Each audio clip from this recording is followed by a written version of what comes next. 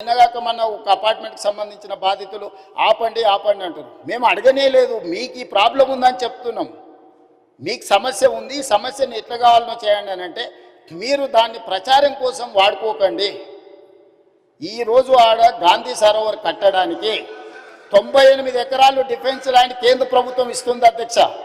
Tourism దగ్గర రాష్ట్ర ప్రభుత్వం దగ్గర ఇంకొక 100 ఎకరాల ల్యాండ్ దాదాపు ఉంది.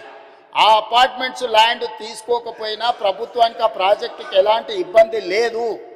ఆ ప్రాజెక్టులో అపార్ట్మెంట్స్లో ఉన్న మిత్రులకు నేను చెప్పేది ఒకటే, 2005-06లో మీరు పర్మిషన్ తెచ్చుకున్నప్పుడు అది చిన్న నాలా కింద చూపించి 9 మీటర్ల బఫర్ జోన్ చూపించి మీరు అనుమతులు తెచ్చుకున్నారు. 2012లో 2016లో బఫర్ జోను 50 మీటర్లకు, అది మూసీ నది పరివాహక ప్రాంతం కాబట్టి 50 మీటర్ల బఫర్ జోను డిఫైన్ అయిపోయింది. 50 మీటర్ల ప్రకారం మార్క్ చేస్తే సగం అపార్ట్మెంట్స్ ఈరోజు బఫర్ జోన్లో ఉన్నాయి.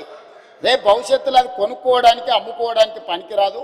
రేపు భవిష్యత్తులో ఏమీ చేసుకోలేరు, మీకు నష్టం జరుగుతుందని మాత్రమే చెప్తున్నాము. వాళ్ళకి ఇష్టమైతే ఆ ల్యాండ్ ప్రభుత్వ అభివృద్ధిలో భాగస్వామ్యం ఇప్పుడు చేస్తే వాళ్ళకు నష్టపరిహారం ఇచ్చి ప్రత్యామ్నాయం చూపించడానికి మాకు అభ్యంతరం లేదు అధ్యక్ష. ఎవరిని నిరాశ్రయులను చేస్తలేము అధ్యక్ష.